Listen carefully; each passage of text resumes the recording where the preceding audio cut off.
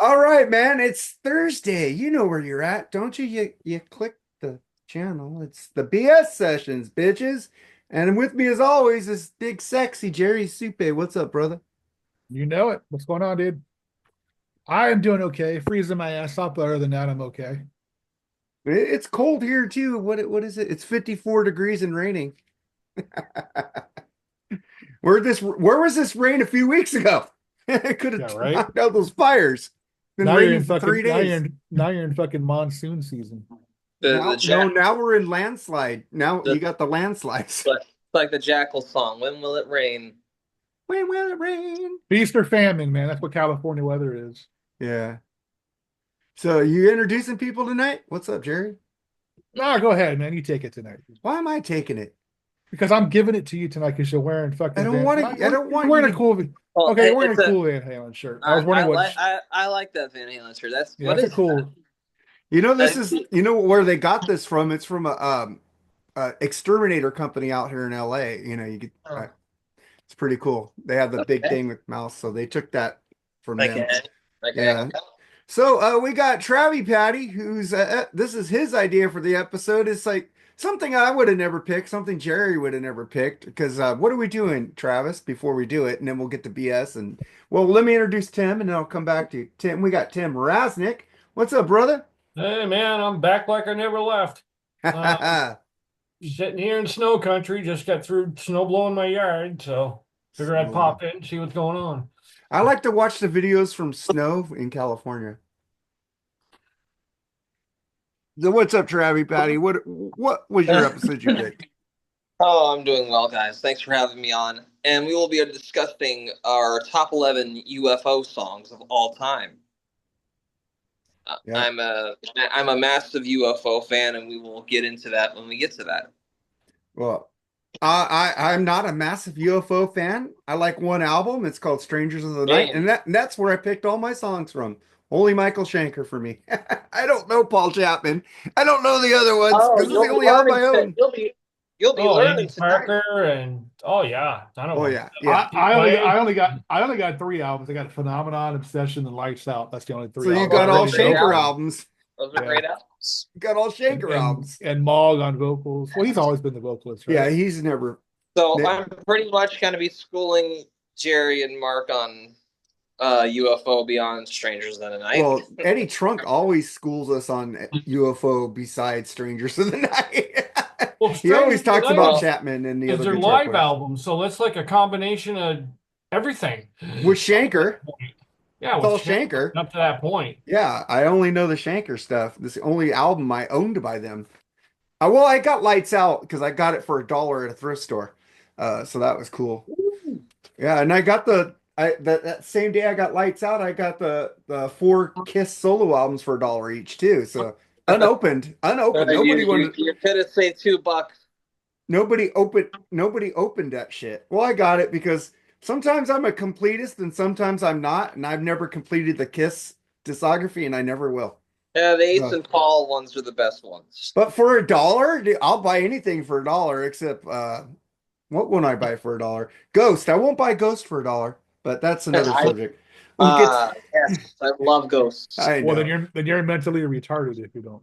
Uh, breaks and beats, breaks and That's right. beats. All right, man, let's get to the BS.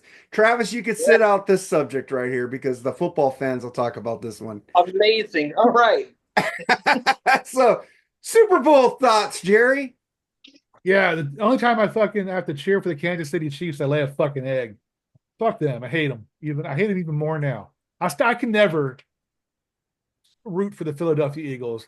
I would cheer for Dallas before I root for the Philadelphia Eagles. That's how much I hate them now. But yeah, it was a blowout of a game, and just it's one of those games that I wasn't really interested in to begin with. So it's a game nobody wanted to see. Everybody wanted to see Detroit and Buffalo, but what they get, Buffalo and Kansas City. But Kansas City got a nice kick in their complacency, though.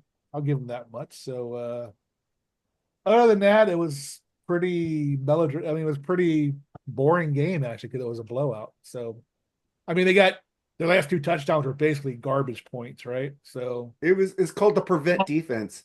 Yeah, I mean, their second string team was in the fourth quarter. Yeah. So, yeah, it was not a very, very good game. What about you, Tim? Did you watch it? Yeah, I watched parts of it, and man, KC got their fucking asses kicked. They didn't even look like they were there. I mean, they were still fucking partying from the week before, for Christ's sake. Something, yeah. They don't And let. Andy Reid did not have his team ready at all. Yeah. And that surprises the shit out of me that they weren't even ready to play. I mean, my God, they just looked Yeah, I know. right from the first snap, they just looked horrible. Yeah, On Philadelphia's both sides first of the ball. Philadelphia's first drive, they threw like a 30-yard pass, and there was this bullshit pass interference call that shouldn't have even been called on Philadelphia for offensive pass interference. But I'm like, oh shit, here we go again with the fucking I know. refs. I thought the same thing. The refs are gonna like take over the game. But they completely didn't call anything else the rest of the game. I guess that's what happens when the refs don't call penalties against Kansas City. That's what Well, happens. I think New York got on the phone to the refs. Hey, stop that shit. They think we're fixing it. We need Kansas City to lose this game to look legitimate. You know? Probably. I don't trust any sport now because, ever since betting is legal in all of them now, it's hard to trust 100%. Well, it just shocked me that, I mean, Kansas City looked like they were ready to go to the after party before the game even started. Like they'd already won it. And it's like, you still got to play a game, fellas. And their minds were not there at that game. They were wherever the hell they were going afterwards. I mean, Mahomes was being harassed that whole game, too. I mean, I'll give him credit. He did try to do the best he can, but man, Eagles were fucking pouncing on him, man. What, they have 6 or 7 sacks? Yeah, and he got Right, no but line, so. I mean, leading up to the Super Bowl, they breezed through it. I mean, They did breeze through the I wouldn't say breeze the through season it. was hard Yeah. for them. They were not scoring a lot of points. They were barely but they winning weren't every getting. game. He wasn't getting harassed like that in any other play. No. No, he wasn't because the refs were calling fouls. They were the worst 14-2 team I've ever seen. Dude, Or 15-2 team. did you see that stat?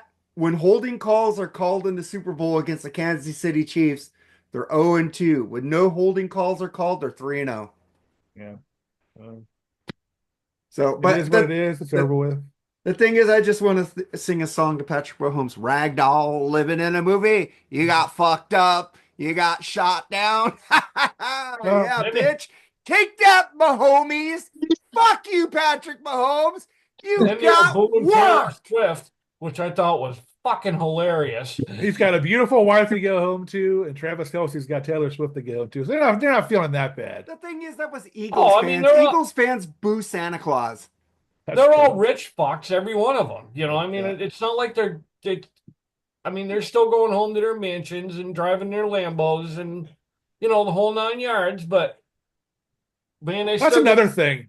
I bet you more than half these celebrities that go don't even know what a fucking quarterback is. They just go because it's a glitz and glamour type of place. Oh, sure. Do you really think that some of these models know about fucking football? I mean, come on. Do you think the Kardashians know about football? They're on their phones No. the whole time. Absolutely not. And it's shit like that drives prices up. So the average Joe. I heard can't fucking afford the to go Super to. Bowl tickets were dropping towards the last week, though. But Nobody's still, buying them. though, for a lot more than me and you can afford. Oh yeah, we're poor. We'd have to get like comp tickets, man. Hey, Freeform Rock Podcast is going up, man. Give us some comp tickets. Man. It was like $5,500 Yeah. for the And cheap shit like that. All these rich fucks buy the tickets. They'll pay top dollar, and that's why it's so fucking much. I was looking at that celebrity list that went. I'm like, you got really? None of these fucks know. And Football. Kanye got a commercial, and then his site got taken off for swastikas. Dude, what an idiot! No go surprise to coon there. ass country to fucking see it. No, thank you. I just gotta say, man, Jerry, I'll tell you one thing. Yes, I hate the Eagles, but I will never root for the Cowboys over the Eagles. Sorry. No. Just because they're fans, the team is cool to the Niners. They're not dicks to them. The team is cool. The Cowboys were always dicks to the Niners. Fuck that team, especially Charles Haley, fucking being a dick, like because he was like. But a Cowboy fan that I never knew of never threw a fucking glass bottle at a little kid just because he's wearing another team's fucking colors. It's Fuck the that. fans, not the team. So that's a good reason not hate them. Yeah, I just hate Philadelphia altogether, but like I said to Russell, you know, he's a Eagles fan. I said, this is the first and last team I'll probably ever root for your team. I cannot go for the Kansas City fucking refs when they beat the Niners two Super Bowls, not one holding call, and Bosa was chokehold both the fucking Super Bowls, like pulled back and tackled. Well, the last 10 Super Bowls, I picked the losers. So if you want to bet, let me pick the fucking winner next year. All right. What are you, schlep rock? Must be, man. Whoa, whoa. Hey, man. Well, all right, Travis, you can come back now. We're going back to music. All right, I'm back.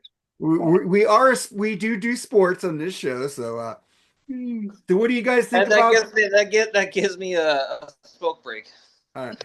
So then we get to David Johansen reveals stage 4 cancer diagnosis, Jerry. Yeah. Buster sucks, Poindexter, man. Yeah. Like they hot. I liked him in fucking Scrooge. I thought he was funny as the Ghost of Christmas. And that one movie with the dude from Jaws and Stakeout, Richard Dreyfuss, the one where they're betting on the horses, Yeah. where Richard Dreyfuss says, "God loves me, he really loves." He was in Yeah, that it's a too. shame, man. I mean, cancer, fuck. That's what I mean, you don't know most of the time when you find out you get cancer, it's too late. You know what I mean? It's what sucks about it, dude. It's just an awful fucking thing. And I don't wish that upon anybody. So it's a shame, man. I didn't really listen to the New York Dolls. I knew who Buster Poindexter was. He was all over MTV doing it hot. And plus Scrooged and movies. I've seen him in more. I like more of his movies than his music. But I do like the New York Dolls. The New York Dolls, that first album is really fucking good. That inspired a lot of the bands we like. Punk, metal, whatever. Kiss. The New York Dolls inspired Kiss for one thing. So I'm praying for David Johansen, man. He seems like a really cool dude. Cooper. Yeah. So what do you think about David Johansen, man, Jim? Liked him in the Dolls. I thought they were pretty rowdy bunch for early 70s. I mean, they did all right, but when he went to Buster Poindexter, I turned off. It was horrible. Yeah, it was goofy. But he was a great. That's when I watched his acting. He's a good actor. He had his most success, but success doesn't mean good. It just means success. I can tell you 1,000 bands that changed their image or whatever and went to shit. So Kiss 1,000,000 times. So do you only during the Crazy Nights era? I like that album. Travi Patty, David Johansen, man. Yeah, that hurts, honestly. And so the fact that he is the lone surviving member of the New York Dolls, and it's a really bad form of cancer, man. I don't know how much longer we're going to have him around. I'm a massive fan of that first New York Dolls album. A great album, man. I think it is just pure rock and roll, no preservatives. They were game changers, man. They took glam and they took a bit of punk rock. Mm-hmm. To me, they're just like Iggy Pop and the Stooges. They're very vital to what punk rock would be later on. And I remember Joe Perry saying in an interview that when the New York Dolls opened for them at Max's Kansas City, he said that they almost blew us off the stage, man. We didn't know what we were going to do. We would either have to put on makeup or we would have to start upping the ante. Wearing heels or something. But like lipstick and dresses. The New York Dolls were very groundbreaking, in my opinion. That's a fantastic album. And I do love that hot song. Yeah, I think we reviewed. But I like him in Scrooge, and I really like him in Tales from the Dark Side too. Oh yeah, it was good too. I think we reviewed the guitarist's album with Johnny Thunders. Killhouse. Johnny Thunders and I don't know. Yeah, we did that with the name we never will say again. But yeah, but I do love David Johansen, and I hope that he's being taken care of very well.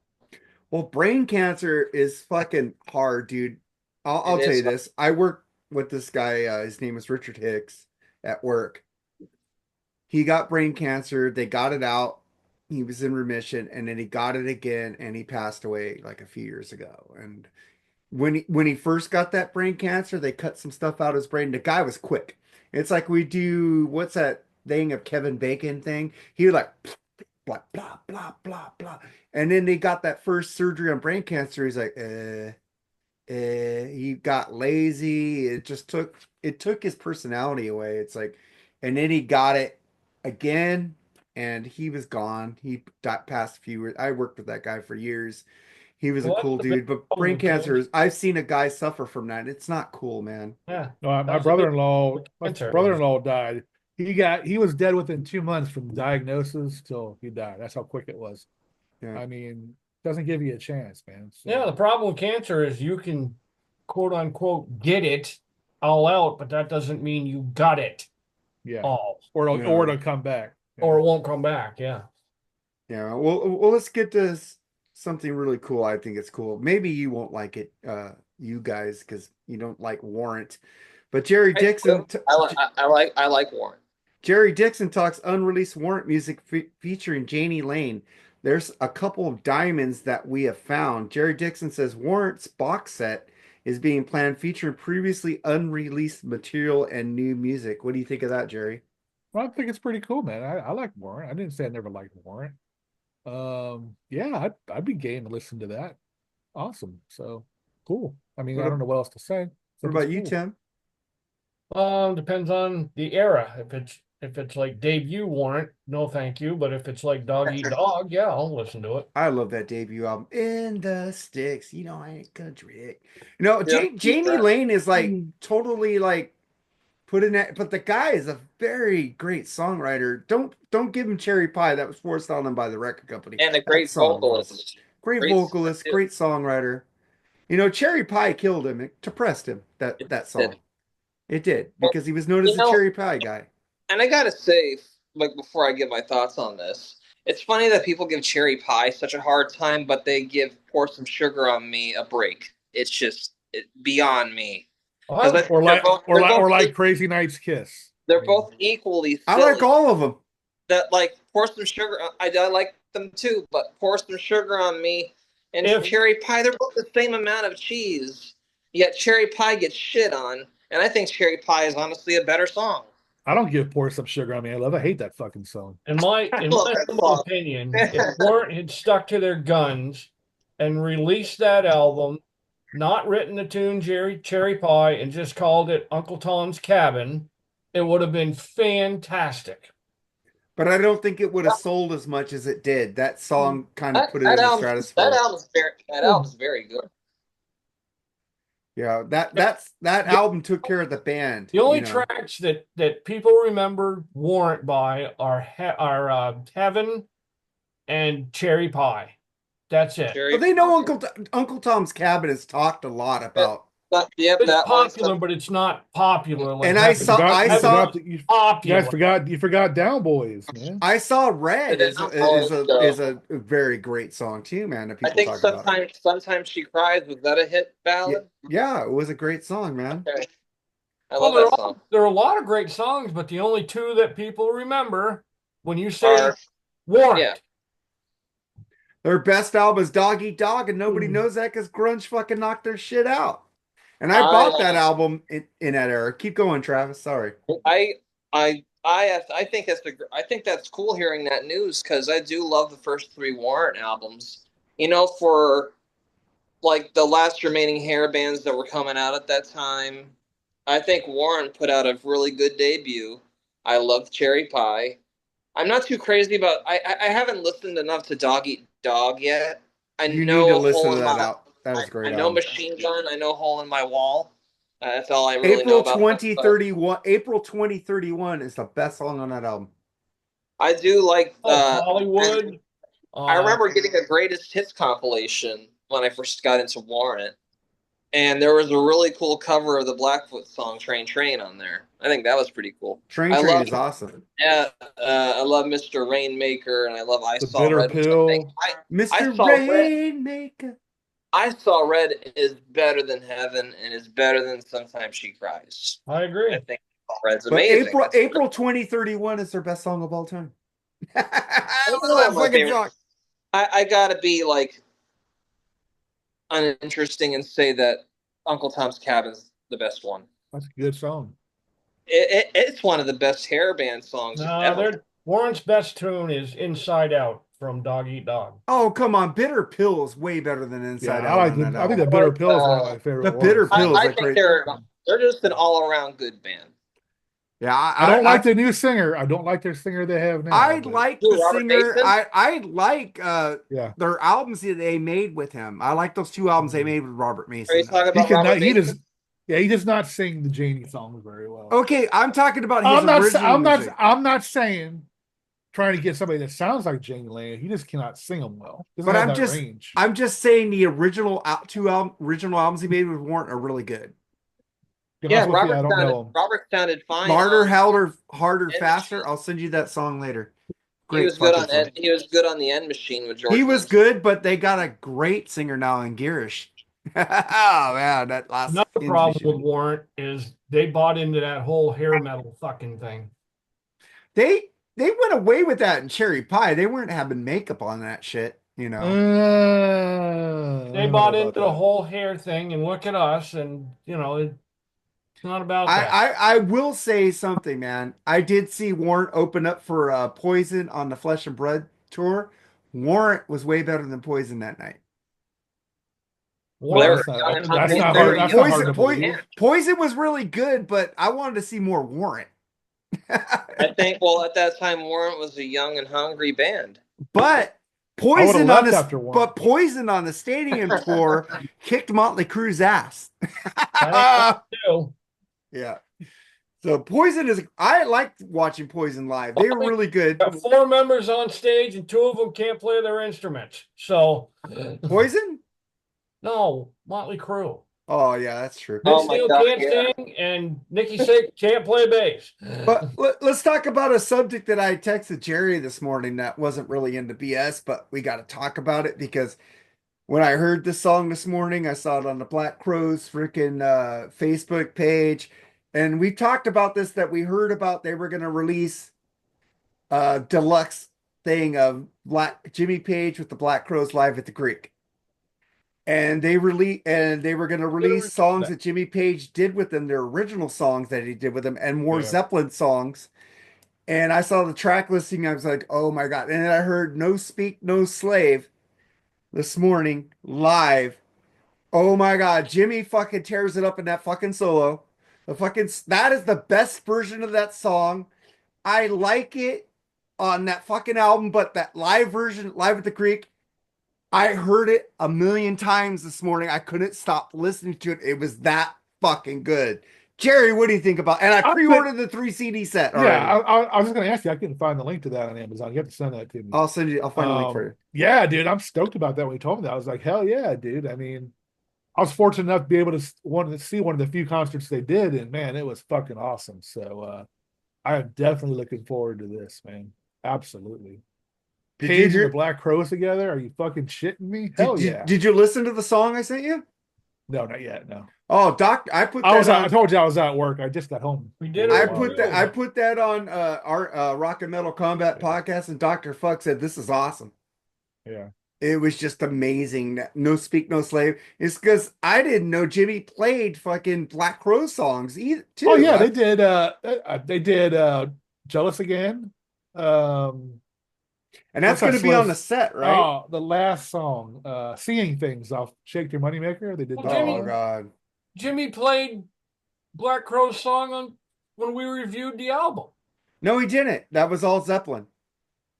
It was all deep Zeppelin cuts. There was no Black Crow songs on there. They just woke up this morning. Which is that 10 years after that did that song or did 10 years after? That wasn't. They didn't do any Black Crow songs on that original album. No, they did. They did Oh Well, didn't they? Yeah, that was not a Black Crow song. Yep. I absolutely love that album, Live at the Greek Theater. Yeah, we did a review on it. Now, Jerry, when we get the 3 CD set, we get to do it again. Yeah, and you weren't on that one. And Tim, you could come back. I'll bring you back for that one. I joined for that one. I love that album. Yeah. I think I'm super excited about that news. I gotta say, to me, the 1980s, they were kind of lacking on great live albums. There were some good ones and all, but to me, one of the best live albums that came out post 1980 is definitely Jimmy Page and the Black Crowes at the Greek Theater. That's one of the best live albums I've ever heard in my life. It's fantastic. I love the Black Crowes. I mean, I wouldn't say I'm a massive Black Crowes fan, but I know enough about them to really enjoy their music. So to hear this news is very exciting for me. And I think some songs on that album I prefer when I'm let's for instance, Hey Hey What Can I Do? I prefer the Black Crowes version of that song, to be quite honest with you.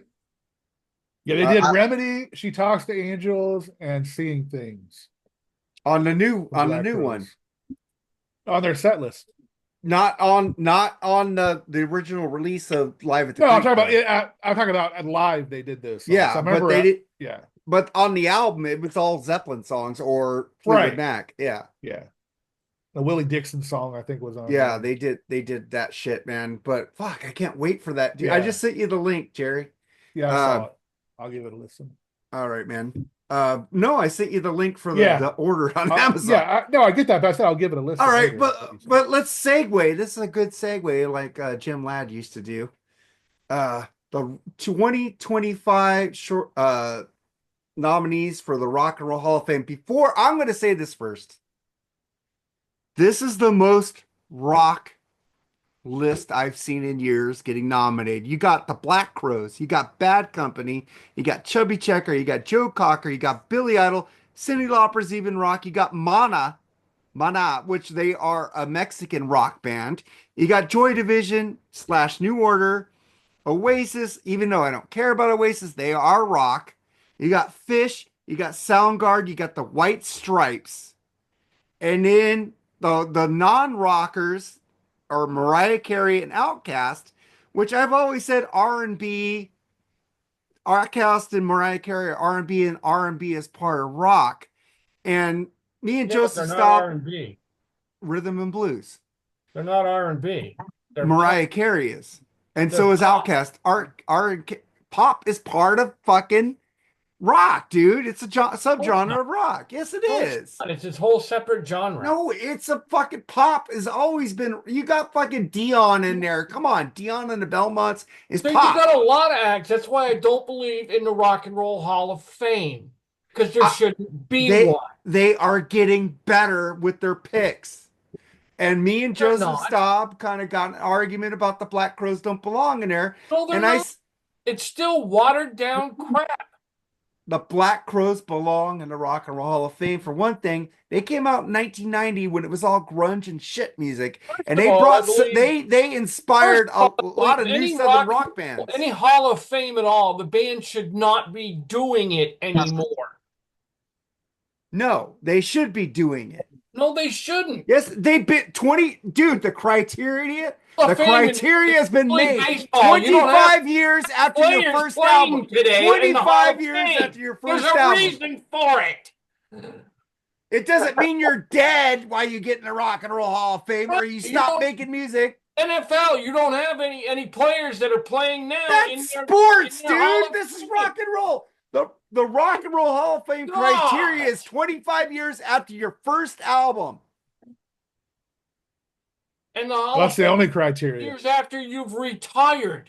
No, it doesn't have to. The Rock and Roll Hall of Fame isn't after you retire shit, because they want to get these bands. They want to get these bands to get on the stage and play and make a show, dude. Still play on their stage, but that doesn't mean. Okay, so football players could go. Those old retired football players could go play a fucking football game. No, that's why they do it when they're retired.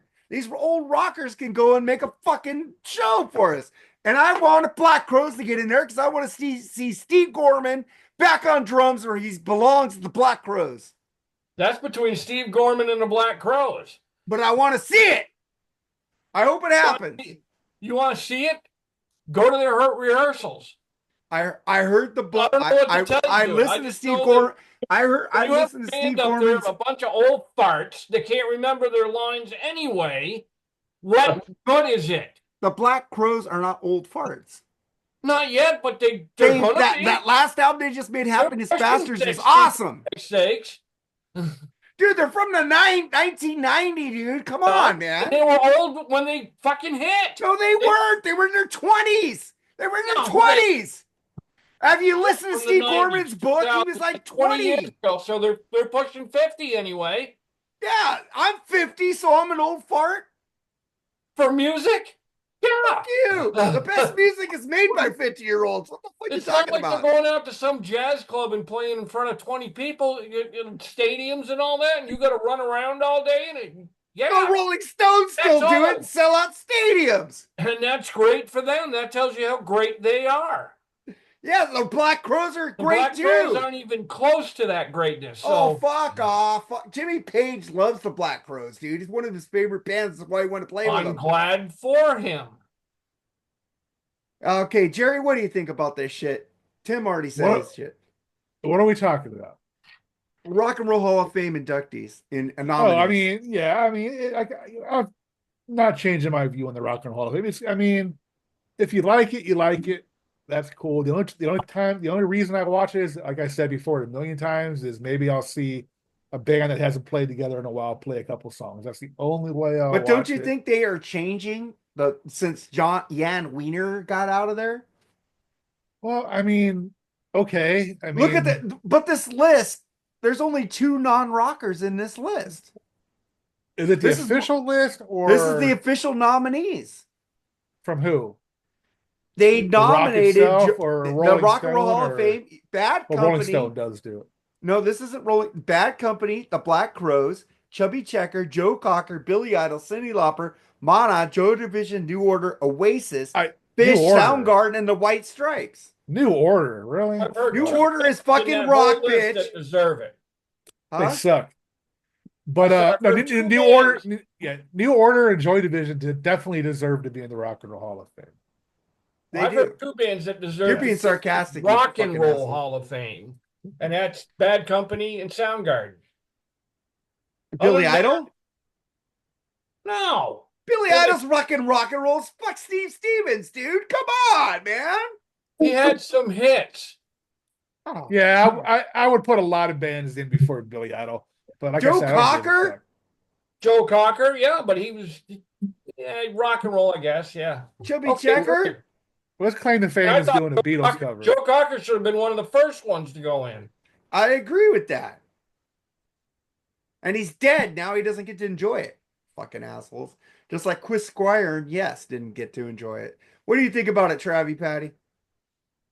No comment. Really? You suck.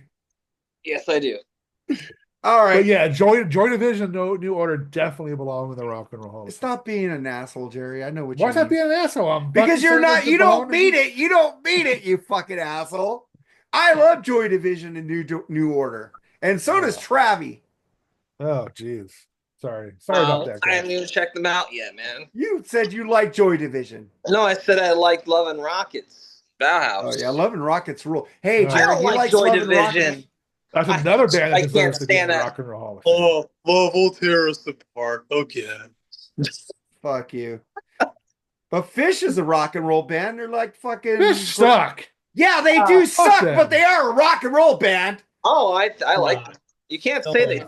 You can't say they. Suck. Yeah, I can. Yeah, I can. They suck. I used to, when I lived, Just like the Grateful Dead. Okay, maybe the music sucks, but they are the technically, Grateful Dead. technically, they're great players. I mean, they're a touring band. They tour like 364 days a year. They're like the great. Well, Mark doesn't like the Grateful Dead, so No, I'm glad. I don't either. Exactly. I like Touch of So- Grey. That's the only song I like from them. When I lived in Burlington, Vermont, coming from a Grateful Fish all the Dead time fan. because they played at a place called Nectar's. That's where they started out. They belong in the Rock and Roll Hall of Fame. Coming from a Grateful Dead fan, I do love Fish. Grateful Dead belong in the Rock and Roll Hall of Fame. What about Cyndi Lauper? She's nominated too. Oh, I hate her. Well, I don't like her, but she is rock and roll. Her voice just pisses me off. I agree. I agree with you on that shit. I don't like care. Cyndi Lauper. Put them all in. Go ahead. Okay, let's get to a couple more Yeah, stories put here. it's ever Put them all strapped in. car in. What the hell? We're gonna talk about. I'll be in then. We're gonna talk about the Rock and Roll Hall of Fame tomorrow on the after show. Get ready because Mooger wants to talk about it. So, Oh boy. I'll have thoughts then. okay, you better have thoughts tomorrow, bitch, because you're on that episode. Mwah. Falling in reverse, Ronnie Radke. I'm Oh, single-handedly Jesus. keeping rock and metal alive. This is the motherfucker who can't play a show without a fucking laptop, and he's keeping rock and metal alive. Listen, I put this story up in Mofos of Metal, and these Why? fuckers who love Manowar, because it was funny. The comments that go, who? Who are you talking? Who's this? Oh, he's the fucking Sebastian Bach. Metal and rock? They ain't even metal and rock. What That's do you a think about? fucking terrible thing to say bashing- about. don't be That's a bashing terrible thing to Manowar. say about Manowar. Hey, that's Don't be a bashing Manowar. Manowar. That's a Manowar fucking, and they were saying this is like the Manowar shit. Oh, Manowar's amazing. Yeah, Falling in for reverse is gay not. people. Yeah, that's fine. Manowar rules. I It's just funny. Hey, I Taylor. posted. It's like people that don't like Manowar usually like this era of Kiss. That picture of fucking Paul Stanley in his thong. Oh, you know what? If it's gay to like Manowar, then hi, Thailers. Hey, Stanley. Yeah. So what do you think about Hey there, this big Ronnie boy. Radke guy? The guy never shuts up. Fuck Oh, that guy. God. Never heard of him. Look at Yeah, my not like fucking every. That's why he foot keeps in his talking. mouth. Nobody's heard of him.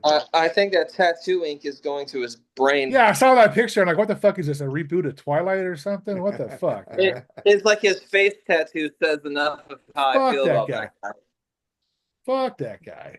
He's He's an a douche. idiot, dude. He's a total douche. Broken laptop. He can't play because my laptop's not working. Fuck you. And Sebastian Bach went off on him on that.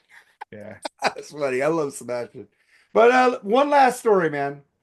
Ex-Ozzy Osbourne bassist Bob Daisley says Black Sabbath reunion could turn out to be an embarrassment, Jerry. Sure, I mean, it could be, but then again, it could be really cool. How the fuck do we know? Bob Daisley, he kind of does have rights to be bitter, but I would be hoping for a good show at Black Sabbath. So I'm hoping it is a good show. Well, you saw when Ozzy played the Super Bowl, he strapped to a post. Yeah. Oh, he's gonna be sitting down. He's not gonna be moving, but they're gonna do 2 or 3 songs probably, dude. So let him do it. Travi. I don't know how it's going to turn out, but I hope that Ozzy is in enough. I know he's not doing good health-wise, but I hope that he somehow musters up a little bit of energy to perform just like maybe 2 songs with the original 4. Yeah. I think that would be cool. I'm very happy that Bill Ward is coming back for one show. That's awesome. They finally paid him. And I'm glad Jakey Lee's going to be there. That was a major shock to me. Yeah. Well, they're not paying him. Well, yeah, of course not. But what shocked me even more was Tony Iommi and Sharon Osbourne actually standing next to each other. That was like, oh, because they're getting paid. They are, man. One last paycheck. One last paycheck for Sharon. You couldn't pay me to be next to that bitch. You know what I'd love to see at that show? I would love to see Bob Daisley show up, walk right over to Sharon Osbourne and punch her right in the fucking head. Beautiful. Bob Daisley deserves. I would love to see Joy Division there. You fucking asshole. You know, Jerry, love will not tear us apart. What the hell is Sammy Hagar gonna sing? What Sabbath song is he gonna sing? They're not doing Sabbath songs. They're just gonna play, dude. Oh, I thought they were going. No, Wolfgang's there too. Wolfgang's awesome, man. All right, maybe they'll do something. I don't know what Sammy's gonna sing. That was kind of a shock to me. I'm like, all right. I just like Sammy there pissing off the Sammy haters. Well, whatever about Sammy, but maybe it's because I know Sammy and Ozzy are friends. So we'll see what happens. They do fucking Dreams, they'll throw them off the fucking stage. Run away. Like a train rolling off the track. I love that song. I do like that song. Or I Can't Stop Loving You. They'll get fucking I love that song too. Hey, that's a terrible song. So, Tim, do you think it's going to be an embarrassment, Black Sabbath?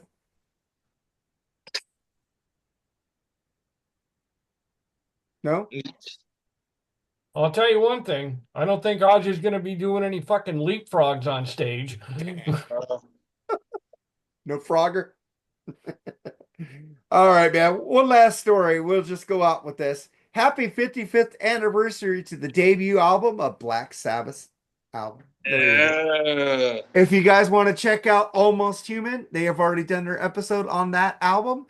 Go to the Almost Human YouTube page and check out the great Dr. Fuck, Rafiera, Debut album, the album that literally changed music. that created metal. That's Because it. because the It's ground Beatles zero. inspired them. Ground zero. Without the Beatles, I'm just saying, without the Beatles, there would be no Sabbath. There was hints of it going around in the late 60s, but Black Sabbath made the very first all metal album, full metal. Not one song is metal, but the whole damn thing. They did invent heavy metal. Yeah, fuck Blue. Nobody knows who the fuck Blue Cheer is. You know who the what? fuck is Blue Cheer? You know what? My dad's more of a fan of Blue Cheer than I am, but I checked out Vincebus Eruptum. That's the name of the album. That's Summertime Blues. That song's all right. It's okay. It ain't metal. But I think that maybe they're a little overhyped. I don't think they're that great, to be quite honest. I think they're just a bad version of the MC5, to be frank with you. Kick out the jams, man. I think MC5 and the Stooges were more important to the creation of proto metal than Blue Cheer was. Okay. All right, man. So, dang, I had a Marty Friedman story, but I'll just say it. All right, quick. go ahead with it. Go ahead. Marty Friedman on Metallica. I continue to respect them, and there's still lots to learn from them. Anything on that? Good for him. For him? Yeah, all right. Do. All right. Well, let's get into the list, Travis. We are doing our top 11 UFO songs. Travis, this is your show, man. Take it over, bitch. I have been looking forward to this for a while. Well, first I want to say that I am a huge, huge UFO fan. I've been a UFO fan, I don't know how long, but I'll go around and I'll ask people how they got into UFO. But I'll go first. I heard snippets from Rock Bottom, the studio version from Phenomenon, and I thought that was amazing. And I never heard of UFO. I'm like, it must be one of those like lesser known bands from the early 70s. And I didn't know where to start. And when I was still listening to Eddie Trunk, he always sang the high praises of Strangers in the Night. And people asked him, where should I start with UFO? And, you know, he said, Strangers in the Night is the place to go to.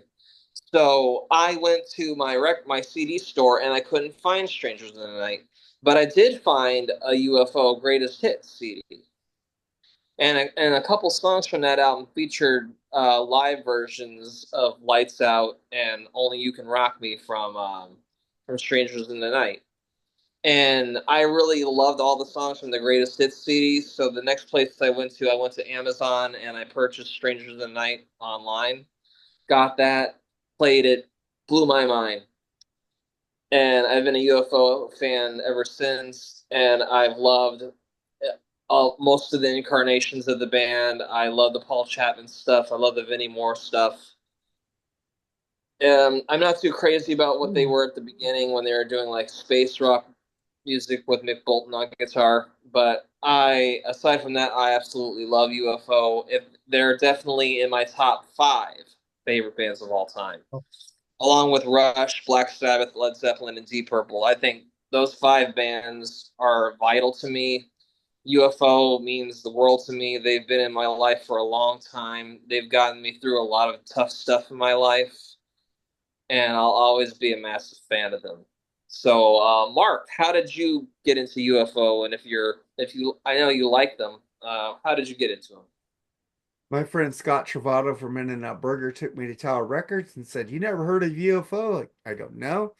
So he said, "Let's go buy Strangers in the Night." So I went and bought the Strangers in the Night CD, and I love that CD. And I never moved on from that CD. Only CD I've ever bought from them. The only CD I know.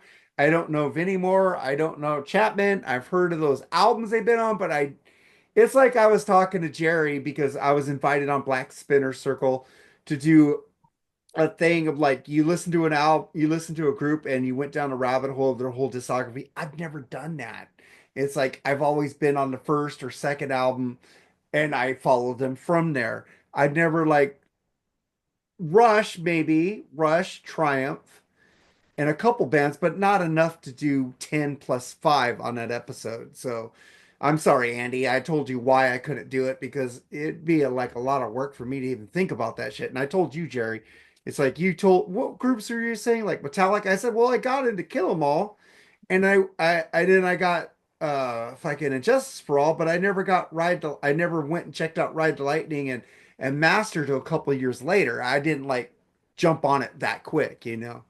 Right. So I don't think that's. I think what he's trying to say is the album that got you into that band. Basically, I don't think he means went well, out and he buy said it that right then you away. went back and listened to their whole discography. I didn't do that.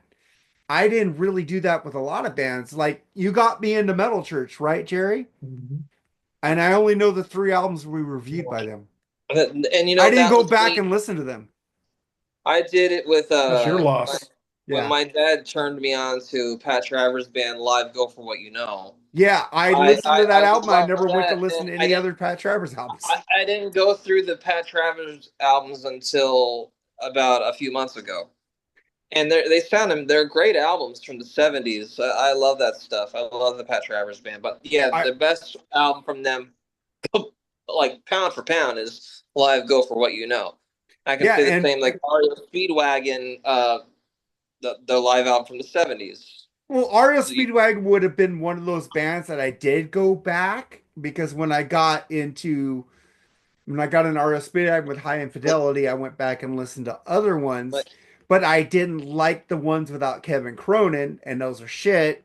And I liked REO 2. I didn't like REO 1, but I liked REO 2, and I didn't like Riding the Storm Out. And then I liked them back when they came back to REO with the Kyle album. So it's like, it's but like with Kiss Alive. Like you may have a favorite studio album, but the best album in general from Kiss is Kiss Alive.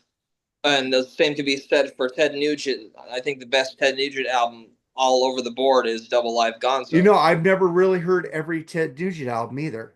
You know And what? I It's love Ted okay Nugent. because all you need is the debut through State of Shock. And Intensities and Intensities is really good. There's a couple albums afterwards, but the 70s stuff is where it's at. The Yeah, Foghat, 80s Ted Nugent sucked. Sorry. listening to Oh, I did Foghat like the Live, Brian Howe album, though. That No, album was terrible. I like. listening to Foghat Live got me Yeah. to check out more Foghat albums. Yeah, that Foghat album, I did go and listen to a couple more Foghat albums, but nothing beats that Foghat live album. It's like, I It's love like how have any of us listened to a Frampton album except for Frampton Comes Alive? no. I Just do like like UFO, I didn't listen to any I other I album. mean, well, maybe when it Humble comes to Pie and a few Frampton, albums. Well, Humble Pie when is it comes amazing, to yeah. Frampton, I do like Humble Pie Rock and the Fillmore. That's great. That's a great album. I do like the stuff he did with Humble Pie in the studio. A funny thing before we get on with the program. It's funny how I got into Humble Pie because I knew Peter Frampton was with Humble Pie, and I went to the record store and the only thing they had available was Smoking, and I'm like, oh, cool. And then I looked at the credits when I got in the car and I didn't see Peter Frampton. I'm like, who's Clem Clemson? I'm like, no, Peter Frampton. What the hell, man? And I put it on and I heard Hot and Nasty and The Fixer. I'm like, this is freaking amazing shit. You sound like me when I saw that REO Speedwagon first album in Riding Storm. Who the fuck is this singer? It's not Kevin Cronin. I don't bother with you. I just prefer the Riding the Storm Out with Kevin because he is the best. Oh, singer. the original song, yeah. Now the original song's all right, but when Well, Kevin, no, they re-released Kevin's original studio yeah, I version of do. Riding I Storm. have that on my iPhone. But you know what? That song sucks. The live version is better. Always go to the live version of Riding the Storm Out. Riding the Storm Out. Waiting for the thaw out. Thunder Yeah, night in yeah. the Rocky Mountain winter. You know, there's a part in that 70s show where Eric's driving and there's a tornado in back of him and he turns on the radio and it's Riding the Storm Out playing on the radio. Yeah. That's awesome. All right, man. Well, let's get to what we're going, man. Oh, and wait, Tim, how did you get into UFO? Oh, my brother brought home an album, UFO, and he put it on, and it was like, damn, that ain't bad. I think it was Lights Out. And Awesome. he put it on, and I was like, "Damn, that guy can play." And he's like, "Yeah, that's the ex guitarist from the Scorps, Schenker." And I was like, "No shit." And then I was reading the liner notes, and I was like, "Hey, there's another Schenker in the Scorpions." Because yeah, that's his brother. And I was like, "Huh, they do all right." And he was like, "No, they hate each other. They can't stand each other." Another brothers that hate each other in rock and Well, roll well, band. actually, Figures. Rudolph doesn't hate Michael. He says Michael's just weird. Michael hates Rudolph. That I believe. Well, That I believe. Michael hates Rudolph, and Rudolph doesn't know why. So there you go. He does. He just doesn't want to say It's anything. sad, man. But anyway, Michael's kind of crazy though. that was my turn on to UFO, and I followed him all the way through, and I was Well, like, yeah, these guys are. Uli John Roth and Matthias are the best Scorpions guitar players anyway. So that's just It's Uli John Roth, baby. we should do a 1970s Scorpions best of 11. Yes, we should. Yeah. And I will bring Like me I and always Joseph like, will take over. like I'd always listen to like early Scorps, and then I'd listen to like UFO, and I'd be like the brother against brother type thing, and I was like, Jesus, which band is better? Because they're always like UFO. 1 and 1A. I think that Rudolph is a great player, but he's more of a rhythm guitar player. Yeah, he's more of rhythm. And I love it. I love Rudolph. Every interview I hear with him, it is so funny. He needs to grow his mustache back. He looks weird without a mustache. He's awesome. I need that mustache back, man. You look weird without a mustache, Rudolph. Jerry, and I'm guessing you got into UFO through the live album too, right? No, actually, growing up with friends. Yeah, there were 3 albums: Lights Out, Phenomenon, and Obsession. I think were played a lot around. Those are pretty much in the same area, right? 70, 74, 75, 77, around that era. So yeah, I remember he was really big into that band, so I listened to a lot of them. I never owned a single UFO album, but I remember these songs. Yeah, I mean they're a really cool band. I mean, Pete Way's a great bass player, Phil Mogg's a great singer. Who's the drummer? Andy Parker, yes. And of course, Michael's a great player. I mean, so it's a solid band. Paul Raymond on keyboards. Yeah, they kind of added him. Paul Raymond would come in. What I like about they added him a little later, didn't they? He wasn't on if you look at the credits on their albums, everybody writes tunes. Yeah. Everybody. Well, it's mostly Michael Schenker. I mean, but yeah, every now and then you'll see. And eventually Neil Carter would replace Paul Raymond. Neil Carter, mostly known for being with Gary Moore. But yeah, I mean, they're a cool band. I mean, there's a song from the 2000s I have on here which I liked and heard. But I'm basically stuck on those albums. I couldn't really tell you anything else about that. I know didn't they have like some weird era before all this? They had a weird era in the middle in the 80s. Oh, was it the middle or whatever? Later on. But other than that, from what I heard, and those albums, were pretty cool. I like some of the songs on those albums. So that's pretty much going to be my wheelhouse. Those albums. So well, perfect. All right, right on. And I got to say about Phil Mogg, I think he is one of the most underrated rock vocalists, and for good reason. I think he's a good lyricist. To me, he has kind of like a Bruce Springsteen kind of way about in his lyrics and his voice. What I love about his voice is he doesn't go over the top. He can croon, but he can also sing with such piss and vinegar when it comes to the hard rockin' tunes. You know who he reminds me of? He reminds me of Mike Howe from Metal Church. Exactly. Similarities. They're good growlers, yes, absolutely. But they know when to stash it, and they know when to bring it out too.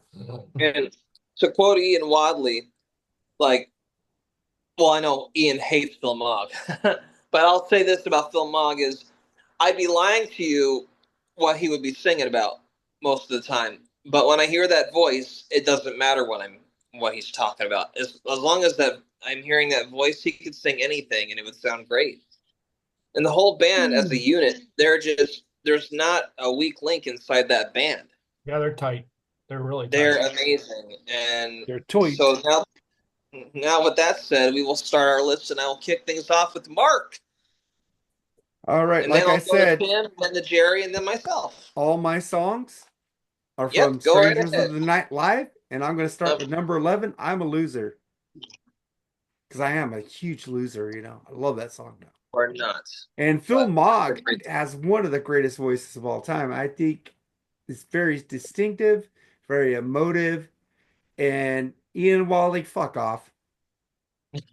You and your thing on what's that other guy he doesn't like who's singing Rainbow?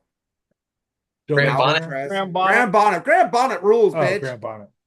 I love Graham Bonnet. All right, I there it is. love you, Ian. He ain't watching. He ain't watching. All right. You don't ever Tim, know. We didn't think Dr. Fuck watched, but he did. well, Tim, what's your My number? number 11 is from the album Force It, released in 75. Let It Roll. Let it roll. Awesome. Good. Jerry, number 11. My only curveball from the three albums that I've talked about is a song called "Love Is Forever." It's off the Covenant album, I believe. I think it came out in 1999, something around there. It's a cool tune, man. I mean, I believe there was a video for it. That's how I remember it. I think it's a really cool tune. I like the flow of it. So I think it's the opening song off the album. So and a lot of their openers rock. So of course this one's gonna rock. So I'm gonna go with "Love Is Forever" off Covenant as my number 11. I think that was one of the reunion albums with Michael Schenker. Yeah, that's probably why I like it. Yeah. But All yeah, I right. mean, it's I don't know the personnel. I mean, I know the some of the personnel, but I didn't know who was playing guitar on it. But I just remember it. I could have sworn there was a video for it. I could be mistaken, but there's got to be some reason why I found that song. So I think that's how I found it. So. Well, one of my songs on my list is going to be from one of the reunion albums. So, all right. Number 11, from the highly underrated Paul Chapman era of UFO. From the Wild, the Willing, and the Innocent, I'm going with the opening kick-ass track, Chains, Chains. Great vocals from Bill Mogg on that song. Love the melody. Love the slow but meaningful guitar solo from Paul Chapman. It just kicks ass from start to finish. Chains, Chains is my number 11. Mark, number 10. Number 10 from Strangers of the Night, Out on the Street. Woo! Love that fucking song. Great fucking Hell song. yeah. Maybe I'll go check. I have these albums of Chapman and Vinnie Moore. I just never felt the need to listen to them because Strangers in the Night is like such an amazing album. I don't want it to get ruined for me.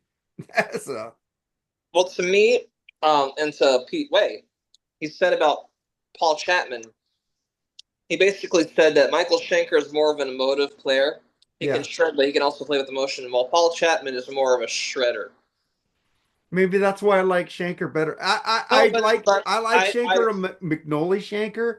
I don't really. I like some MSG, but when I listen to Michael Schenker, it's when he did some stuff with the Scorpions, UFO, and McNally Schenker.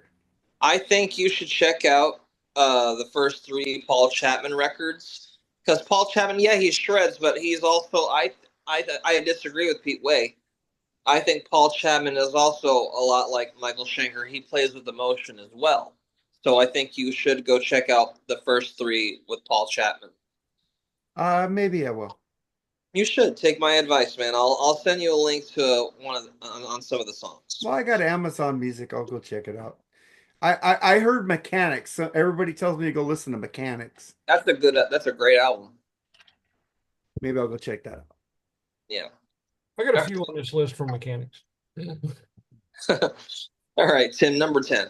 All right, number 10 for me is from their album Obsession, released in 78. Pack It Up and Go. Hot damn, what a great song that is. Love the guitar riff on that track. Love it.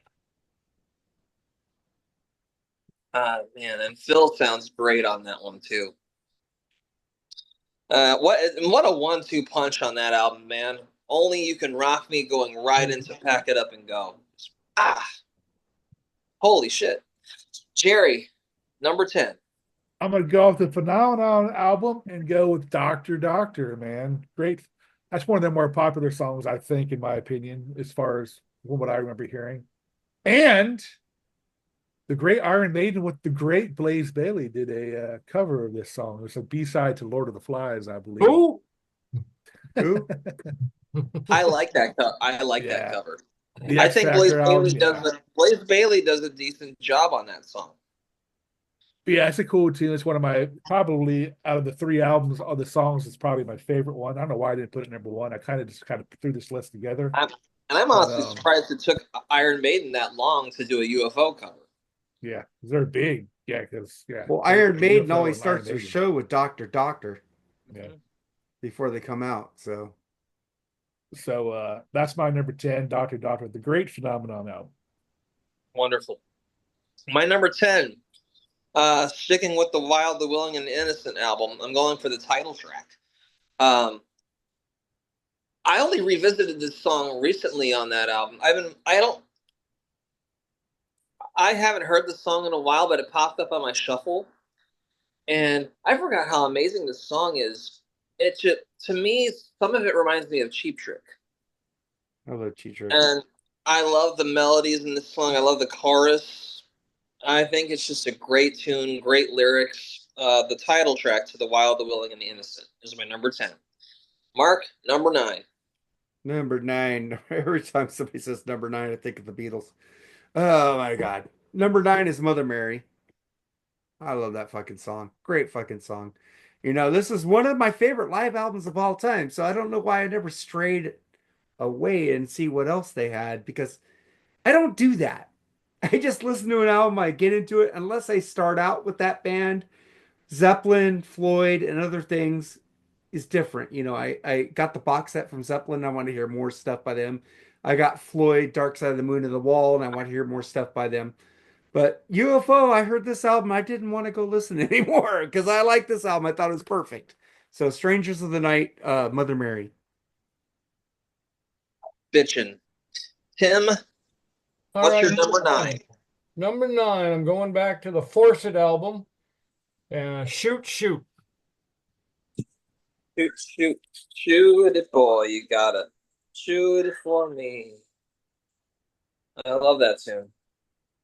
You guys can hear me okay, right? Yeah. Yep. All right, perfect. All right, number 9, Jerry.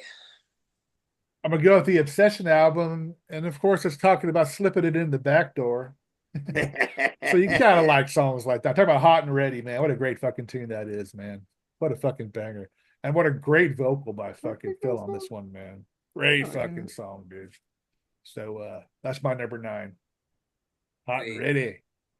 Ready to use. All right, my number 9.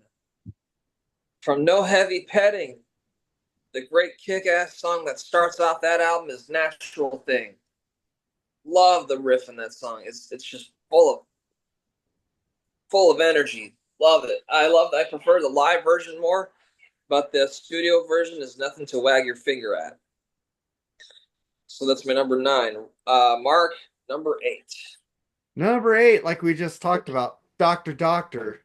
You know, Iron Maiden starts their show with that song. They're huge UFO fans, especially what's the bass player again? I can't remember his name. Heatwave. Steve Harris. Steve Harris loves Steve Harris loves UFO, and I think Eddie Trunk was talking to Phil Mogg, and he goes, "You guys should do like a one last in London with a UFO show, and I'll fly there and get Steve Harris to play bass since Way is dead." And he goes, "That would be a good thing to do." He says, "But you know, Pete Way was such a character. It's kind of hard to replace him in the band. You know, it wasn't UFO without Pete Way when he left." And it's like, but yeah, he goes, Steve Harris would be there in a second to play bass for you guys because he is a huge UFO fan. Doctor Doctor's just a fucking great fucking earworm. Doctor Doctor, please. Fuck you, Ian Wadley. The song rules. All right. Here, Tim, give me your number. We're on number 8, right? Yeah. Sorry, I got a lot of commotion outside. You go All over your right. number 8, Tim, and I'll be right back. All right. Number 8. The Actually, first. then Jerry can go after him. I'm going to be Oh, right back. okay. I'll be You want me right to go back. now or? Yeah, you can go right now. What is that? Rugrats? Or... Okay, my number 8 is the first appearance on my list from the album Mechanics, released in '82. The Writer. I'll be right back too. All right. Well, then I guess I'll keep it going. Now there's only two of us. Yeah, I'm going to go with from the album Lights Out. Getting ready, man. There's a great line in there. It's like, friends will pat your back, and then they'll stab it. Really liked it with the song. I like the lyrics behind the song. Love the album. I think this is one of the first albums I ever listened to from these guys, from my friends. Mhm. I just remember, man, we used to sit. We met all each other. I've had a lot of cool friends in my apartment complex called Town Club down in. It's actually Green Acres City, Florida. I kid you not. It's like right outside of West Palm Beach. I just Green remember Acres. Green Acres. Swear to God. I mean, but I remember just chilling out. Two of my best friends just listening to the Lights Out. Just a really cool album. It was like a creek or real slow moving creek down in Florida. I wouldn't call it a creek. It was more of a canal because it kind of stunk. But it was cool. Fucking just chilling out at night. Sometimes we have our girls with us and just chilling out, listening to that album, and yeah, Getting Ready, man, was fucking fantastic tune off that album. So that's my number. Oh, number no 8 doubt there. about that. That's Yeah, a great good tune. fucking tune. Lights Out is a great album. Yeah. It is. Fantastic album. Where'd you pick, Jerry? Getting Ready. That's a good And one. that's a great song. Tim, what did you pick? I'm sorry, I was out taking care of I something. picked off of Mechanics, The Writer. Oh, love that song. All right. My number 8 from Obsession, Only You Can Rock Me. Just a great, timeless UFO classic. I love that song. Number 7, Mark. Number 7. I'm going with Natural Thing.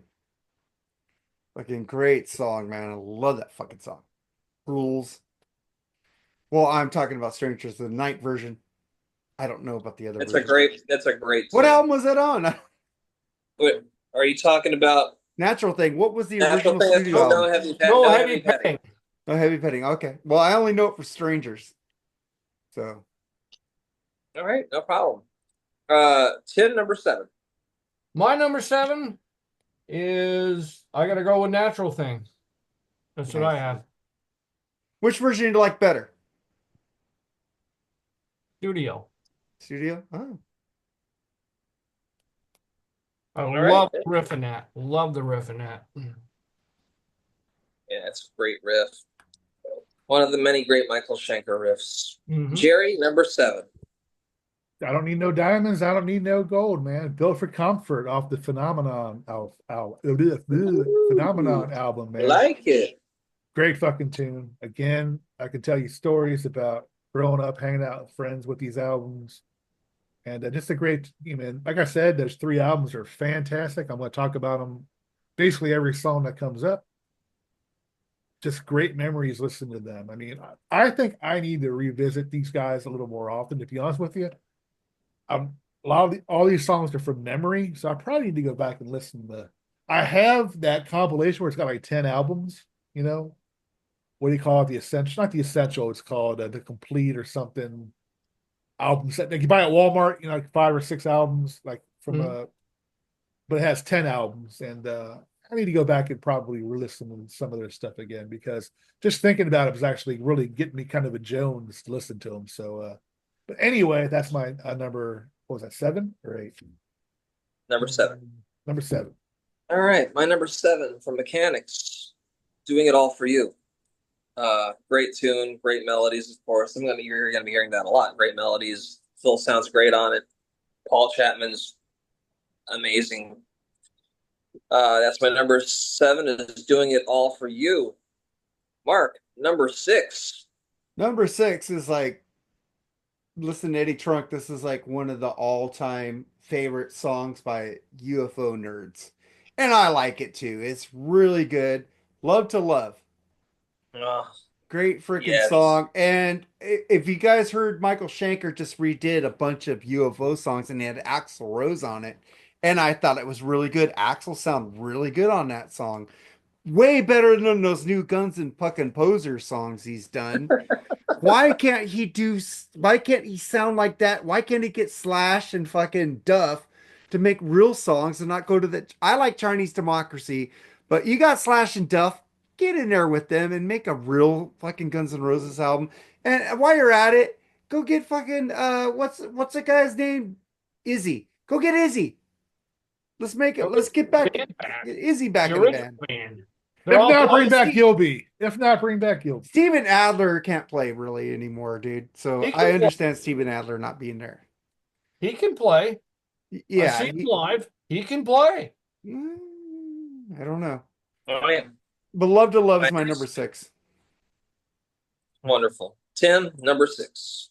My number 6 has already been mentioned, but I'm going to mention it again because it's that good. From No Heavy Petting, I'm a Loser, because that's exactly what I am.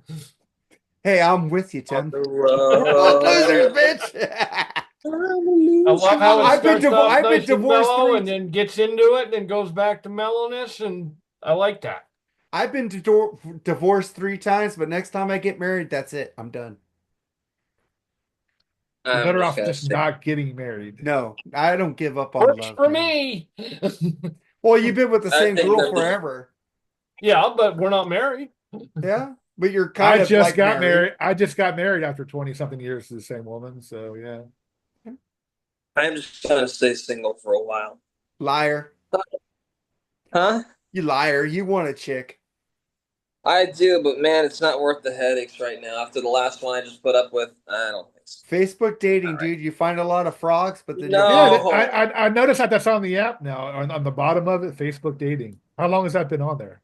Oh, it's not on mine anymore because I just after I found the girl, I just saw that today. I never knew. after I found the girl I like off of there, Oh. I deleted that app, so it's not there anymore. I don't know. Well, no, they have it on the bottom, like notifications on the bottom line. They have that Facebook. Well, it dating. did when I was on there, but as Oh. soon as I stopped using it, it disappeared.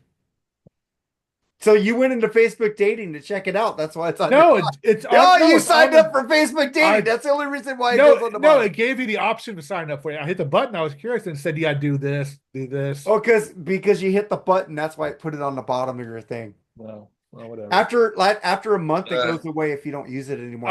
Fuck dating. Yeah. I'm done with dating. Hey, you got a good Never wife, again. man. She's a Eric, good chick. you know, Eric keeps telling me to go find someone from the Philippines. No. You see, he's gonna have to go move to the Philippines. I don't want to move to the Philippines. I like America. I ain't moving to a third world country. Sorry, dude. Honestly, I think that oh Jesus. Philippines isn't Oh, a third Jesus. world country. It is dude. a third world country. No, it isn't. No, It it is is too. I think actually it looks really cool over there, to be honest with They you. don't- Go move They- there and eat fish. I would love to. I hate fish. I won't be like Big Ed from 90 Day Fiance. You go there with like $50,000, you're set. Then for why life, do all dude. the Filipinas want to come here? Because they're looking for a sugar daddy. Okay. Oh geez. I can't afford to be a sugar Hey, daddy. one of my best friends, So if the Janet, sugar daddy one of goes my there, One of my best friends, Janet, she warned me about people women who live in the Philippines. They're just looking for an American daddy so they can come here and divorce you in 2 years. A lot of them do that. Yes. Yeah. And she's from the Philippines, and she told me to stay Are away you from that. kidding me? When I was in the Navy, that was duh. I mean, Filipino women and Navy guys are, and there's a reason for that, because Filipino women don't care what you look like or any other thing, if you're a slob or a pig or anything, because they're only looking for one thing, the green card. Once they get that, That's what my friend see ya. Janet told me. Hey, but I'm happy for Eric. He actually found somebody that they look like they both love each other and both together. That's awesome. Yeah, well, I don't know what's gonna happen to me. We'll see. Well, you dude, how old are you? 30? 32. All right, dude, I'm 54. I've had 3 failed I got marriages. fucking You got underwear that long are time. older than 32. You got a long time to go, Bill. I'm I not think you need to complaining right now. retire those. I'm Tim. happy with my home company. All right, where are we at? Before we're talking about Oh, underwear jeez. now. We're at number 6. Talking about Tim's underwear. Let's move on, please. No, I don't want to see crusty Number underwear. 6. Jerry, what's your Hey, I number like 6? my underwear. Yeah, I'm gonna stick with the I'm gonna phenomenon. Do you wear boxers or tidy whities? I wear boxers. Actually, Oh, I God. wear briefs. I'm Tidy pure- whities, okay. I'm I want- pure commando, dude. Well, thank you, Jerry. It was whacking. We were walking down the street, man. It was fucking whacking back. Is and that forth, why dude. you look pretty loose in Tennessee? Go ahead. No underwear can contain it, dude. Rocket Sorry. Pod, you were kind of loose. I do it. Yep. That's why you bought that Keel album. All right, Yeah. keep going. I'm gonna go. I think this song was actually written by his brother. I think I'm gonna go with Crystal Light Off Phenomenon. I'm not 100% sure of that. You might want to check on that, but I think Rudy actually wrote part of that song, at least as far as I remember. Right? Damn, that's interesting. Yeah. You know? I'm not 100% sure, but I know he wrote 1 or 2 songs with them. I think so. And I said, Jeez, I saw the Phenomenon album. I should know this shit. Well, then look it up real quick. Might be wrong, but I should like know I this. said, I'm a massive UFO fan. I'm gonna throw the same story I threw with every one of these songs. Just great fucking times and a great fucking tune.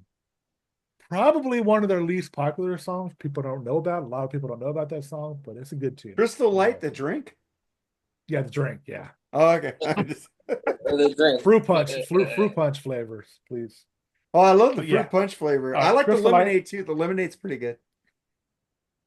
I have that new circle thing. That's pretty good. All All right, that's mine.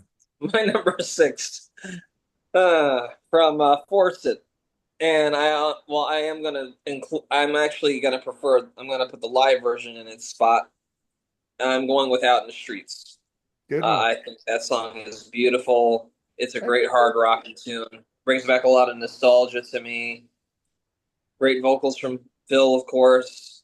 Great keyboard playing from Paul Raymond, and of course, the guitar solo from Michael Schenker is just amazing. And now we are entering the top 5. Mark, number 5. Well, I've been picking all the live versions. You picked Out of the Streets, but that was my number 10. I'm gonna pick Lights Out in London. Hold tight to the end. Phil Mogg's voice live is way better on the studio. That's why I asked him earlier, live or studio. His voice is so better, and I think Ron Nevison produced that album too. And they asked them, was there any studio tricks on there? And they said no. And that's why Michael Schenker left the band, because he wanted to go in and fix some guitars. And Nevison no, said it's fine, and he got pissed off and quit the band after that live album. Well, no, the reason why he quit the band was because he was just drinking a lot. And Phil Mogg was just getting pissed off with him. And Phil said, what would happen if I were to punch you in the face? And Michael's like, I would leave the band. And then one night, Phil just came in and just Punched him in the decked face. Michael right in the face, and he left. But Ron said he was pissed off that he wouldn't let him fix his guitar work on that album. So, Well, there was a lot of things leading to Michael Schenker's departure, but I think it was Phil Mogg that decked him. Was the one thing was like the final thing. it was a natural thing, right? Yeah, Phil's a scrapper, man. Yeah, it was a natural thing to get him out of the band. Right on. All right, Tim, number 5. All right, my number 5, released in '77. 'Cause I'm too hot. Too hot Got to the handle.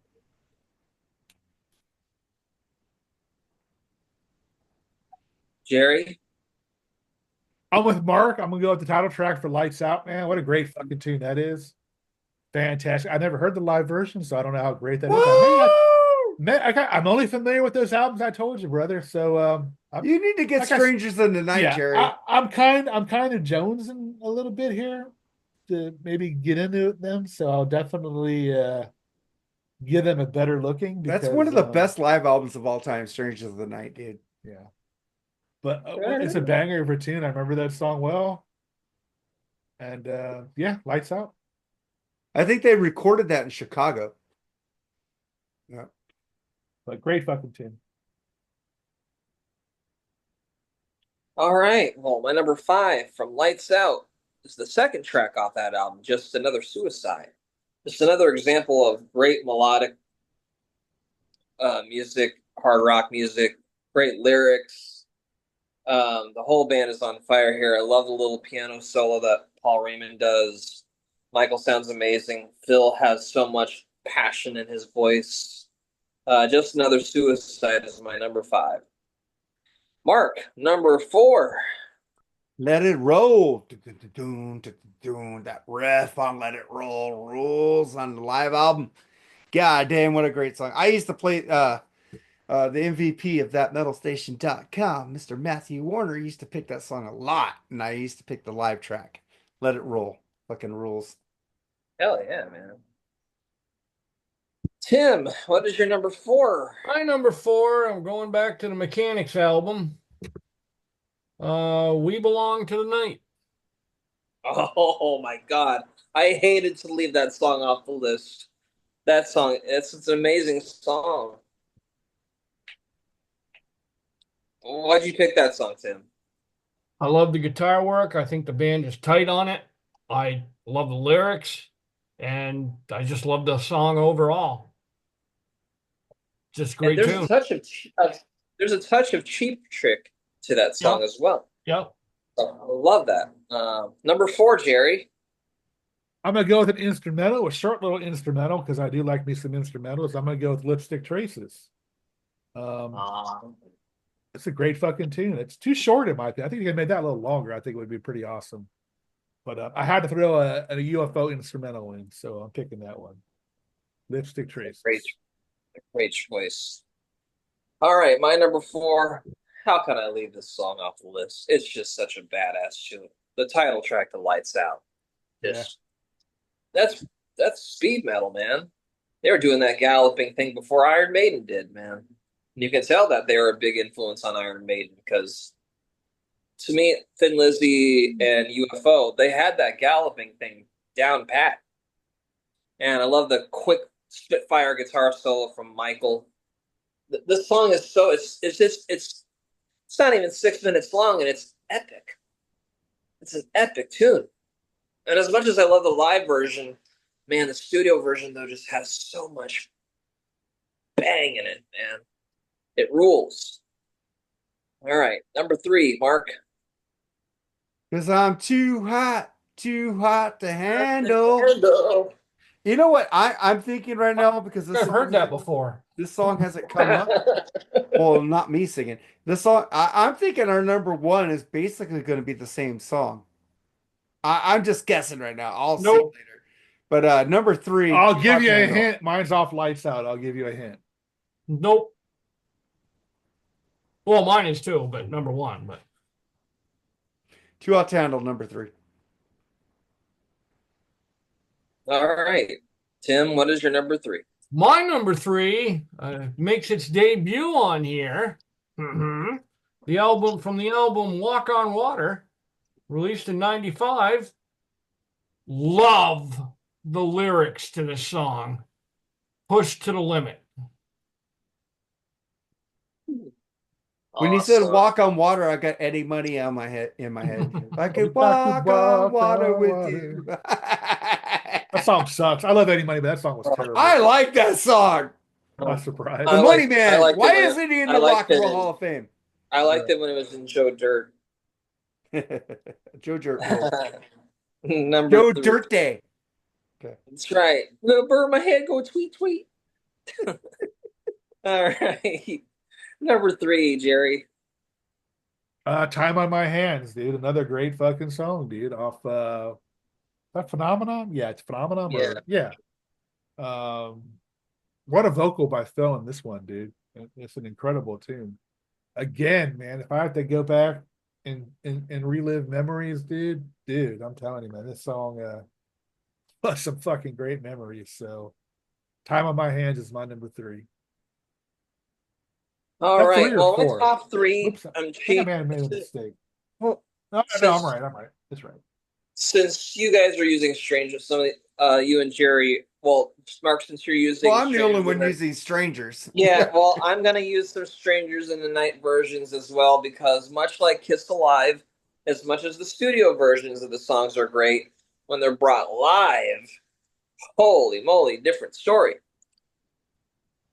So my number 3, and it hurts me to do this because I love all these 3 songs. I just absolutely just gush over. So there's no losers here. So number 3 is not from Strangers in the Night because I do prefer this version over the live version. I'm going with the epic Love to Love that closes out Lights Out. What an amazing song. Love the build up before Phil starts singing. Love the great guitar solos. When it comes to album epics, Love to Love deserves to be in that topic. It's a masterpiece of a song. Fuck yeah. All right. Number 2, Mark.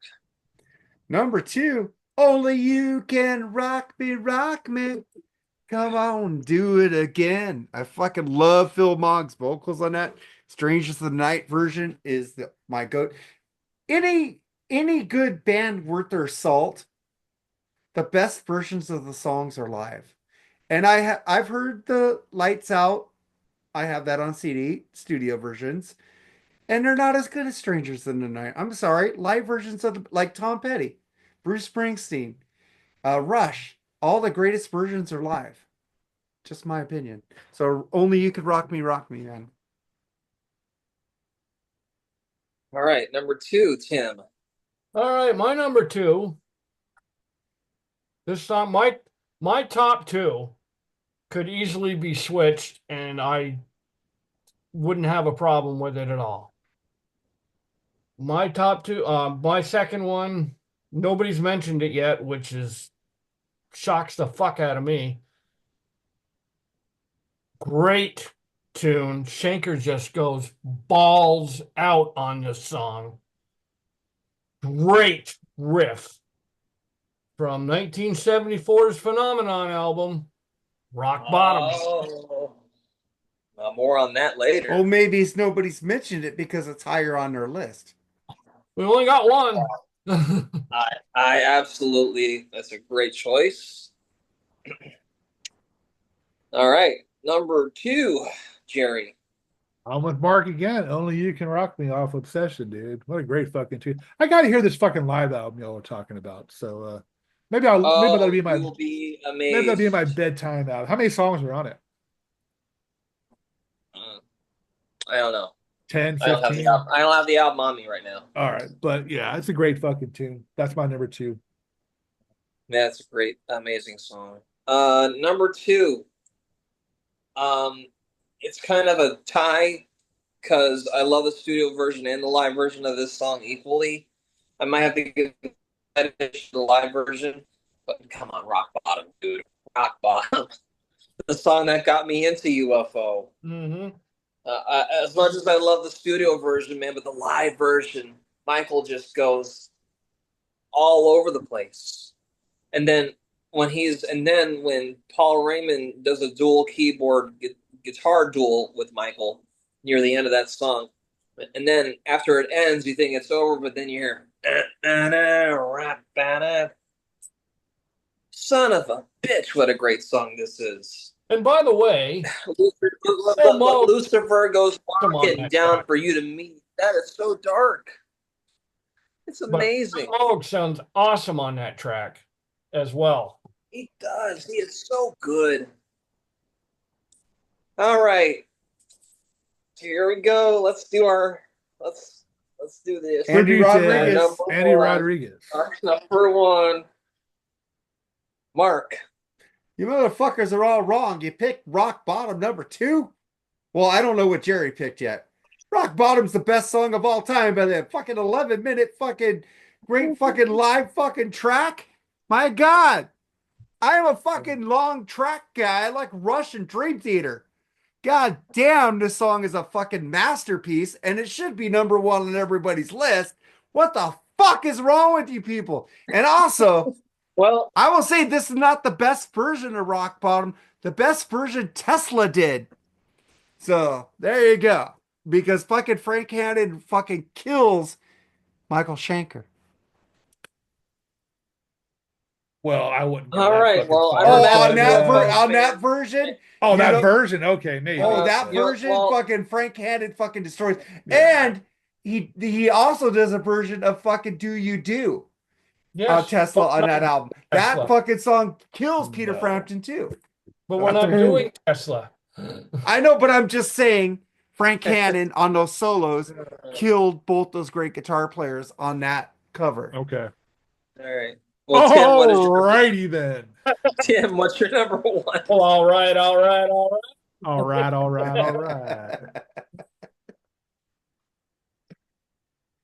All right. My number one. And to go back to Mark for a second, you picked this like number 5. So fuck off. You picked Rock Bottom number 2, so you fuck off. My number one is just, I can't say anything more than it's just an awesome track, period. Start to finish, everything about it is just awesome. Released in 1977, Michael Schenker, again, and Pete Way's bass line is just fucking phenomenal on this track. From their Lights Out album, the title track. Great fucking Nice. Yeah, Amazing. Rock Bottom is way better than Lights Out. Yo, That fucking solo, dude. this is the track that defined UFO. Yeah, but Rock Bottom is the one that made them. No, this To is me- the track that made them. Jerry, what's your number one? I say the hell with both of you because their number one song, hands down, is Just Another Suicide, man. Absolutely their fucking best song, dude. It's dark. It's fucking gloomy. It's fucking, the lyrics are fucking depressing. It's a great fucking tune, dude. It rocks. Over That's definitely- No, Rock Bomb's Rock Bomb's a good song, but it didn't even make my list. That riff. You know? I was just What gonna a say, pleasant surprise! this, Jerry. I'm very But, pleasantly surprised to see that as your number one. Awesome. Love that fucking That's great. song. That's one song I do remember. Like, if you see UFO, that song pops in my head. That's So a great hands down, tune. Just Another Suicide. Just the fucking name should be number one. Just Another Suicide. What do you mean? That is a fucking rock and roll tune, man. Dude, It's people an cover amazing Rock song. Bottom. They don't cover And- Just Another And, Suicide. and I'm so happy that that's your number one. That's a makes me We happy. all should have had Rock Bottom. Fuck all you guys. Oh, you're really gonna say fuck you to me when I give my number one? I'll say fuck you to anyways because you didn't pick Rock Bottom as number one. All right. Well, I'm the biggest UFO fan in this group, You are. so I am going to say that Maybe my Tim, number too. one is probably going to piss off some UFO fans. But some UFO fans might understand because, my favorite band, well, one of my favorite bands of all time is Deep Purple. So my number one from Walk on Water, Suicide. Another suicide. I'm going with Venus. Now, I think it is a perfect hard rock song. The organs, it sounds very reminiscent of Deep Purple. Love the great guitar solo from Michael Schenker. I love the lyrics. And Phil Mogg, to me, as much as everybody else on this song is amazing, I think Phil steals the show here with his vocal range and his vocal abilities. Venus from UFO. It's a strange one. It's not a hit. But, man, there's something about that song that just it hits me whenever I hear it. So that's my number one is Venus. Whew. So Alrighty. let's go over any honorable mentions we have. Mark, would you like to give yours first, or I have none. I basically picked the whole fucking just the rest of Strangers Strangers? Just the rest of Strangers in the Night, I guess. Strangers of the Night. Rock Bottom rules. Fuck you, people. All right. go ahead. Yeah. All right. Tim, honorable mentions time. No, I don't have any.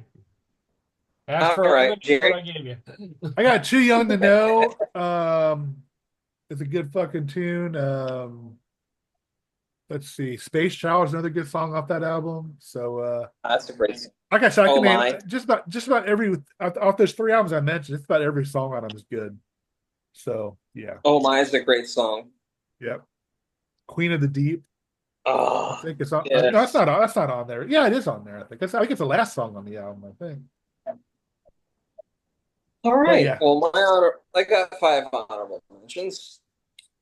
From I forgot what this song is. I think it's from No Heavy Padding. Belladonna, amazing ballad. Love that tune. From Mechanics, Let It Rain. Excuse me. Love Let It Rain. From Obsession, Pack It Up and Go. From Mechanics again, The Writer.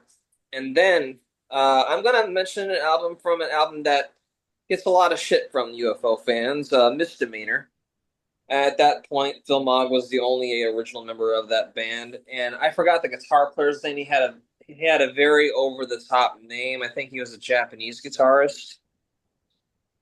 Night Run. I love that song, and if you guys like good like AOR rock, check out Misdemeanor album. I think that album's pretty solid. So that's my HMs, my honorable mentions. I'm gonna throw it right back to Mark so he can close us out. So, Jerry, you got anything going on besides Freeform and this show? Not a whole lot, man. Just scheduling some concerts to go to. Looking forward to fucking spring, man. I'm tired of this cold, rainy ass weather, dude. So what are we But doing? What are we doing next week? By the way, 84, I believe. no, 89. 89, excuse me. Best songs I'll be of there. 1989. Yeah. I'll be there. So yeah, looking forward to doing it. We did mostly all the decade albums. So now let's just go through the decade songs. That's a great idea. So Yeah, because on Freeform we were talking about 89 albums. I said we should do something about 89. I said songs or albums. You go songs. So that's cool. and then It's a K-Tail album, so it's a side yeah, one. and after and that, side I two. think hats off to Joseph Staub for this topic about best sophomore albums. I think that was That Joseph was that came up with me. that. What are you talking about? I thought that was Joseph. That No, Great. that was me who came up with that. Oh, okay. The, Well, then the that's best the best sophomore albums that were better than their debut. good. Okay, well, then that's good. Fucking. Are you sure? I came up with that, motherfucker. All right, you came up with a good idea then, Mark, because that's gonna be Yeah, fun to do that. fuck you. I don't know. I still think God. Joseph came up with it. No, he said he'd be on it. No, I think he He said said I'll he be told honest, me it was a good I'll- time. He told me it was a good topic in the chat group. No, I I'll think be you on- said I'll that. be I honest, think you're too. wrong. No, I think I you're trying to- came up with it because I put it on. I put a meme up in the group. No, What is the I best think you're- sophomore album? No, dude, you're not. I came up with that idea. Look, I at him. even texted you. Go look at your text. I love fucking with Mark because he gets so pissed off. I love it. I do it. It's fun doing it on purpose. Fucking Mark Dolly loves But Angry Mark too. thank So you, fuck you, Joe. Mark Dolly. Thank you, Joseph, for the great idea. Looking forward to that. Yeah, because I remember that meme because I put Aerosmith's "Get Your Wings" is better than their You debut did. by far. And by the way, I Tim, I like the agree. beard, dude.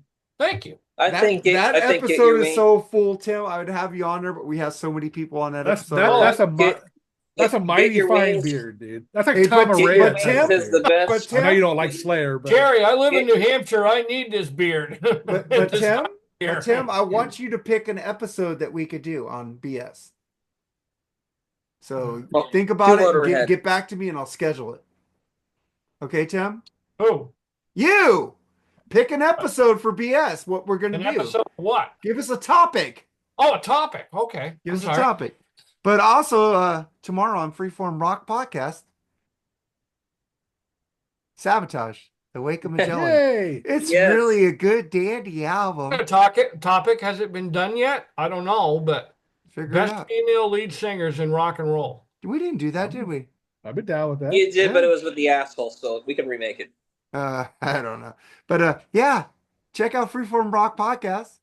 There's only one Sabotage, correct. The Number Wake one of is the other. Magellan. I'm Yeah, really oh. smiling about that. I can't wait to hear you bitch about it. Oh my God. I might have liked it. You never know. No, you texted me. Spoilers. Fuck, man. All right. Thank you guys for like, share, and subscribe. Jerry, take us out, man. Yeah, thank you guys very much for being on. Great topic, Travis. And gonna have to go back and listen to some of these UFO albums, I think. So I appreciate that's what I love about doing these shows, man. You go back and you maybe miss a few things, a few bands, and you go back and listen to them and get into them. So what I love about doing these shows with you guys. So Great topic. Y'all be good to yourselves. Right now, USA is killing fucking Sweden right now in the hockey thing. I'm sure none of you are interested in that, but that's cool. But other than that, man, rock on, dude. Go Kings, go! Fuck the Panthers. And I want to say thanks for having me on, guys. I love you all very much, and I shall see you and Mark tomorrow, guys. All right, man. We're Y'all gonna take rock it tomorrow. Later, guys. Rocket satellite. Ooh. Later. Satellite love. Boy, that song fucking sucks. You suck. We're out.